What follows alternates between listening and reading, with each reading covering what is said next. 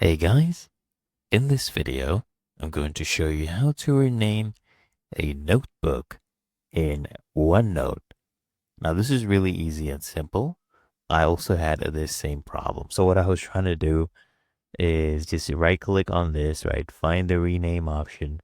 That did not even exist. Okay, but it's really easy to fix this.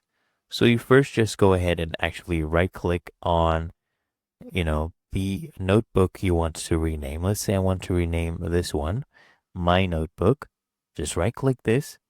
And then here, you'll get a pop-up of different options. So I want you to come all the way down here.